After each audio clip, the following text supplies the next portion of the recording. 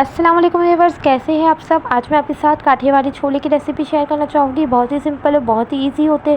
तो चलिए चलते हैं अपनी रेसिपी की तरफ। इसके लिए आपने सफ़ेद चने को भिगो देना है तकरीबन 2 से 3 घंटे के लिए। और फिर मैंने इसको कुकर में बॉयल कर लिया है। बॉयल करने के बाद इसमें इतना पानी रह जाएगा, तो आपने इस पानी को फेंकना नहीं है। इसी पानी में मैंने एक प्याज डाल दी है चॉप करके, तकरीबन 1 अदद प्याज ली है।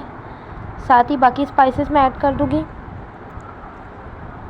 बाकी स्पाइसेस में मैंने लिया है हल्दी powder 1 teaspoon, chaat masala powder 2 teaspoon, नमक लिया है हस्बे ज़रूरत, लाल मिर्च पाउडर लिया है 1/2 टीस्पून और खटाई पाउडर मैंने लिया हुआ है 1.5 टीस्पून। ये सबको मैंने ऐड कर देना है।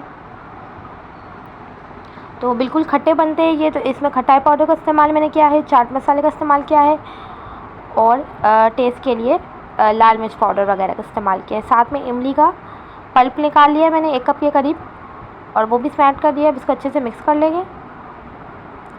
मीडियम फ्लेम पे आपने इसको पकाना है, क्योंकि छोले हमारे ऑलरेडी गले हुए हैं, तो हमने बस इसको ज़्यादा नहीं पकाना है।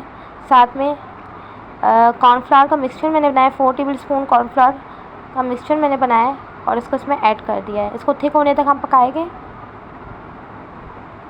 तकरीबन 5 मिनट तक हमने इसको मिक्स करना है।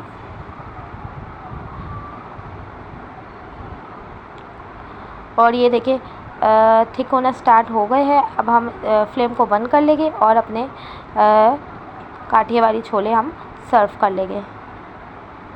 ऊपर मैंने थोड़ा सा गरम मसाला शामिल कर लिया है। तो इसको आप स्लाइस के साथ भी खा सकते हैं, और इसको अगर आप स्पून से खाना चाहें तो स्पून से भी खा सकते हैं। तो मज़ेदार इमली वाले छोले, काठियावाड़ी छोले हमारे रेडी है। आप ये रेसिपी ज़रूर ट्राई कीजिएगा और कमेंट्स में बताइएगा आपको ये रेसिपी कैसी लगी। और अगर आप हमारे चैनल पर नए हैं तो अभी सब्सक्राइब कीजिए और साथ बेल आइकन के बटन को भी प्रेस कीजिए, ताकि हर आने वाली वीडियो हमारी आप तक पहुंच सके। तब तक के लिए अपना ख्याल रखिए। अल्लाह हाफ़िज़।